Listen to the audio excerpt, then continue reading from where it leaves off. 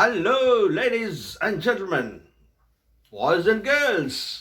क्या आप जीवन में आगे बढ़ना चाहते हो और सफलता की चोटियां छूना चाहते हो? तो फिर ये चैनल आपके लिए, क्योंकि मेरा पैशन, मेरा प्रोफेशन, मेरा मिशन, मेरा विजन आपके इस सफर में आपका हम सफर बनो। इसलिए आपको चाहिए कि मेरे वीडियोस को ध्यान से देखिए, ध्यान से सुनिए और अपने जीवन में आप भी और मैं भी इसे अप्लाई करेंगे, so that together we can make this world a better place to live. तो शुरू करते हैं आज का टॉपिक। बहुत ही इंपॉर्टेंट टॉपिक है decision making. Decision making is a great process and is very important soft skill in life. Every moment we have to take decision. Life के हर मोमेंट में हमें एक काम जरूर करना पड़ता है, वो डिसीजंस लेना पड़ता है। जब देखते हैं एग्जाम्पल, सुबह जब उठते हैं हम बिस्तर से, तो ये डिसाइड करना होता है कि अभी उठें या थोड़ी देर और सो जाएं। उठ जाते हैं तो ये डिसाइड करना होता है क्या ब्रश अभी करें या थोड़ी देर से करें। जब ब्रश कर लेते तो ये डिसाइड करना होता है कि टी ले या कॉफ़ी ले। उसके बाद ये डिसाइड करना होता है कि ब्रेकफास्ट घर में ले या बाहर ले। फिर बाहर निकलने से पहले ये डिसाइड करना होता है कि कौन सा ड्रेस पहने। तो जीवन में इसी तरह हम हर मोमेंट पे डिसीशंस हमें लेने पड़ते हैं, और आपकी सफलता, आपकी सक्सेस आपके डिसीजन पे डिपेंड है। एक राइट डिसीजन आपको सफलता की चोटियों तक पहुंचाता है। ये डिसीजन ही है। अगर फॉर एग्जाम्पल एडिसन ने उस वक्त अगर बल्ब का डिसीजन नहीं लिया होता, शायद हम आज अंधकार में होते। उसी तरह हेनरी फोर्ड अगर एक कार बनाने का इरादा डिसीजन नहीं लेते, शायद आज हमारा ट्रांसपोर्ट का मोड कार होता या नहीं। तो इसीलिए हमारी सफलता के लिए हमको चाहिए कि हमें राइट डिसीजंस लें। तो आज के इस वीडियो में हम देखते हैं कि हमें कैसे राइट डिसीजंस लेना चाहिए, how to take the decisions. पहला पॉइंट है, डिसीजन जब लेते हो तो पास्ट एक्सपीरियंस से लीजिए। पीछे पलट कर देखिए अपने लाइफ में, आपने कई ऐसे डिसीजंस लिए होंगे जिसमें कुछ सही होंगे, कुछ गलत होंगे। सही डिसीजंस आपको अच्छे रिजल्ट दिए और कुछ गलत डिसीजंस आपको सही रिजल्ट नहीं दिए, लेकिन लेसन जरूर दिए। उन लेसन्स से सबक लेना चाहिए। एक सक्सेसफुल बिजनेस से एक रिपोर्टर एक बार पूछता है कि आप इतना सक्सेसफुल कैसे हो? तो रिपोर्टर का जवाब होता है कि राइट डिसीजन से मैं सक्सेसफुल। ये राइट डिसीजंस कैसे लिया आपने? तो एक्सपीरियंस से लिया। फिर ये एक्सपीरियंस कैसा है आप? तो कहता है कि रॉन्ग डिसीजंस से मुझे एक्सपीरियंस आया। रॉन्ग डिसीजंस लेने से जो रिजल्ट्स है उस पे मैंने लेसन्स लिए। उसका एक्सपीरियंस से मैं हमेशा राइट डिसीजंस लेना सीख लिया। तो इसीलिए आपको चाहिए कि लाइफ में पास्ट में जो भी आप गलतियां किए हो, कुछ रॉन्ग डिसीजंस हुए आपसे, उससे लेसन लेके आपको हमेशा राइट डिसीजंस लेना चाहिए। दूसरा पॉइंट ये है कि बिना सोच विचार के, बिना सोचे समझे कोई डिसीजंस नहीं लेना चाहिए। डिसीजन लेने से पहले अच्छा सोच लिया करें। एक एक टाइम का इंसिडेंट है। ये कंपनी की प्रैक्टिस थी, बहुत बड़ी कंपनी थी, रेप्यूटेड ऑर्गेनाइजेशन, जहाँ पर HR हेड, ह्यूमन राइट्स का हेड जो है, इंटरव्यू लेता कैंडिडेट की, सेलेक्ट करता, और जब अपॉइंटमेंट देना होता, लेटर देना होता, तो CEO से लेटर देता, और लेटर देने से पहले उसके साथ, उस कैंडिडेट के साथ लंच होता। तो ठीक वो एक कैंडिडेट को सिलेक्ट किया गया, उस दिन अपॉइंटमेंट ऑर्डर देना था CEO को।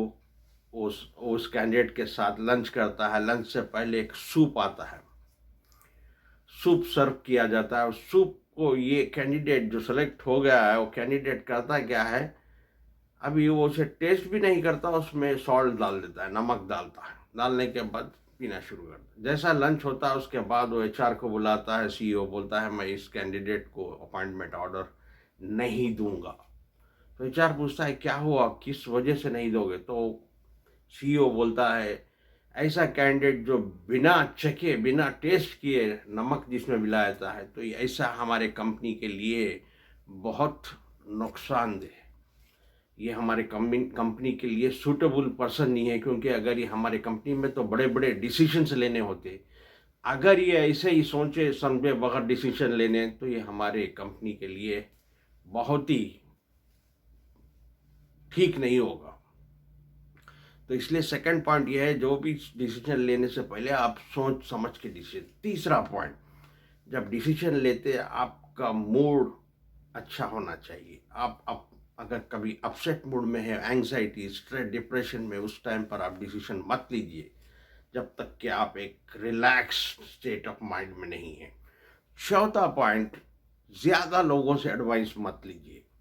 जितने ज़्यादा लोगों से आप एडवाइस लेंगे डिसीजन लेने से पहले, उतना ज़्यादा आप कंफ्यूज हो जाएंगे। अगर आपको एडवाइस लेना है तो किसी एक्सपर्ट से एडवाइस लीजिए।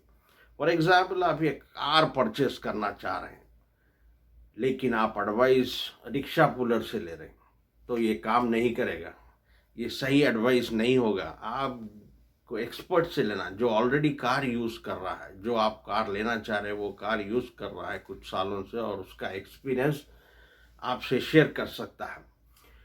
फिफ्थ वन, जब आप डिसीजन लेते हैं, अगर डिसीजन गलत भी होगा तो उस पर अड़े रहें कॉन्फिडेंटली।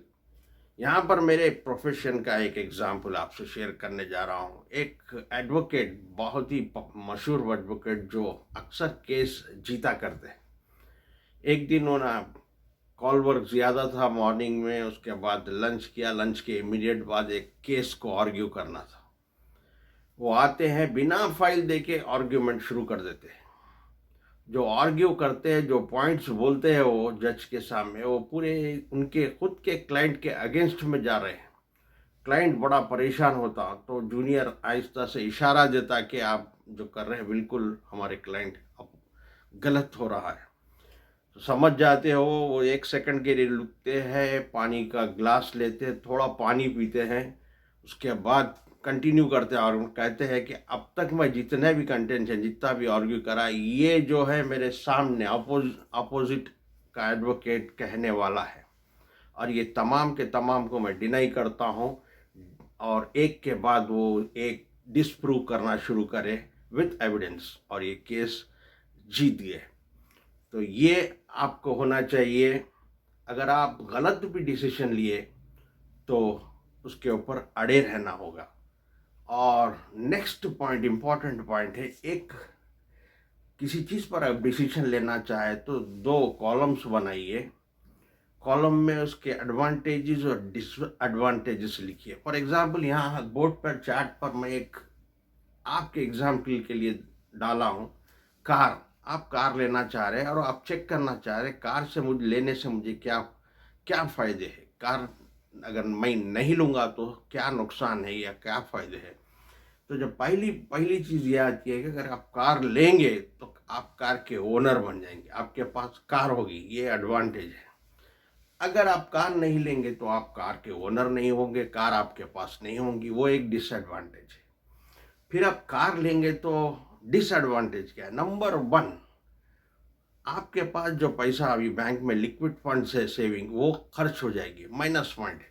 अगर आप नहीं लेंगे तो लिक्विड फंड्स वैसे ही रहेंगे आपके पास, प्लस पॉइंट है। सेकंड, जब कार लेंगे तो पार्किंग अरेंजमेंट करना होगा, पार्किंग फी होगी, वो बनना पड़ेगा एवरी मंथ, वो माइनस में जाता है।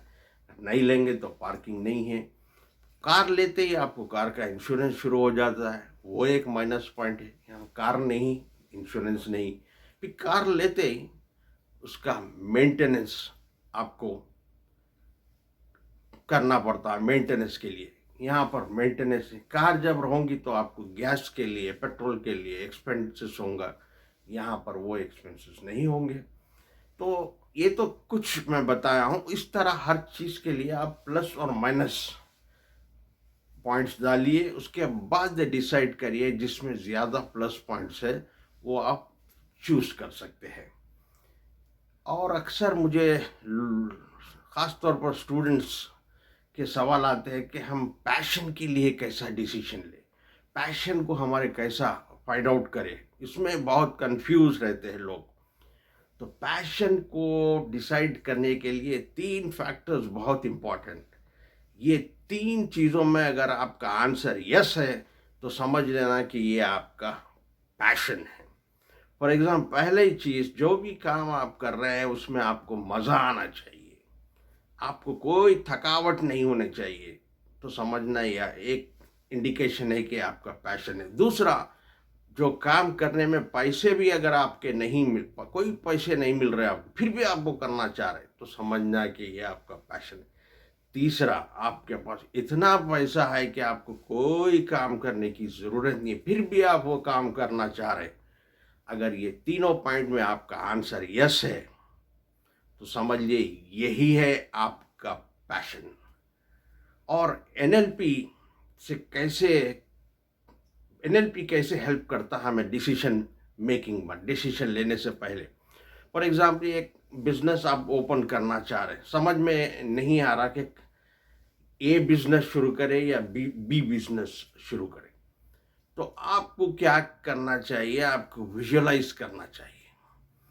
विजुअलाइज करने से आपको ये पता चलता है कि कौन सा बिजनेस आपके करीब है, आपके दिल के करीब है, कौन सा बिजनेस आपको इम्पोर्टेंट है।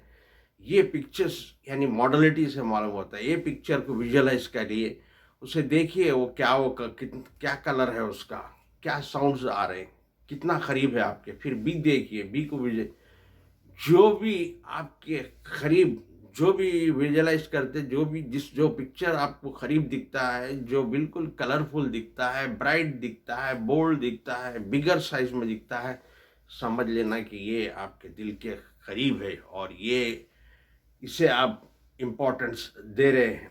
उस बेसिस पे भी डिसीजन ले सकते हैं। और एनएलपी में कई टेक्निक्स भी है, क्रिएटिव स्ट्रैटेजीज आपको बताई जाती है। फॉर एग्जाम्पल, कोई एक बिजनेस करना चाह रहे हैं आपके माइंड में 3 चीज़ें थॉट्स आते थे। एक ड्रीमर का थॉट आता आपको, एक रियलिस्ट का थॉट आता, फिर एक क्रिटिक्स का आता। ड्रीमर बोलता अरे कर लेना, ये मेरा ड्रीम है, मुझे बिजनेस करना चाहिए। रियलिस्ट बोलता कैसा करोगे, क्या प्लान है तुम्हारे पास। फिर क्रिटिक बोलता तुम नहीं कर सकते। तो आप कंफ्यूज हो जाते हैं। तो एनएलपी एक टेक्निक से आपको एक्सप्लेन करता है कि 3 सर्कल बनाओ, एक ड्रीमर का, एक रियलिस्ट और एक क्रिटिक का। पहले ड्रीमर के सर्कल में जाओ, ड्रीमर के जैसा पूरा विजुअलाइज करो, रिकॉर्ड करो, उसके बाद फिर बाहर आओ, स्टेट ब्रेक करो, रियलिस्ट में जाओ, उसके बाद रियलिस्ट के साथ प्लान करो, पूरा नोट डाउन करो क्या करना चाह रहे, कैसे आप वो करना चाह रहे। फिर उसके बाद उससे बाहर निकलो, स्टेट ब्रेक करो, क्रिटिक के सर्कल में आओ। क्रिटिक कहेगा तुम नहीं कर सकते। जब वो नेगेटिव बोल रहा है तो एनएलपी में एक pre supposition, every behaviour has a positive intention. तो क्रिटिक का भी जो बिहेवियर है, आपको क्रिटिक नेगेटिव बोल रहा है, उसका भी कोई पॉजिटिव बिहेवियर है, ताकि आपको कोई नुकसान ना हो बिजनेस में। वो कह रहा है कि आपके पास फंड्स नहीं है, आपके पास एक्सपीरियंस नॉलेज नहीं है बिजनेस का। तो फिर रियलिस्ट के सर्कल में आओ और उसको सेटिस्फाई करो क्रिटिक्स को कि फंड्स के लिए मैं ये यहाँ से अरेंज कर रहा हूँ, तो फंड्स का अरेंजमेंट हो गया है। और जहाँ तक एक्सपीरियंस नॉलेज का है, मैं किसी ऐसे आदमी को अपॉइंट कर चुका हूँ जिसके पास ये नॉलेज है फील्ड की, ये बिजनेस की नॉलेज है, एक्सपीरियंस है, तो वो मुझे हेल्प करेगा। तो उस तरह आप अपने क्रिटिक को सेटिस्फाई करो। इससे आपकी ये एक सक्सेसफुल, एक सही स्ट्रेटजी बनेगी, जिससे आपको डिसीजन लेने में बहुत ही हेल्पफुल रहेगा। तो यहाँ ख़त्म करता हूँ वीडियो। देखते रहिए, सीखते रहिए, आगे बढ़ते रहिए। Keep learning, keep growing. Until we meet next, take care. God bless you and thank you for watching.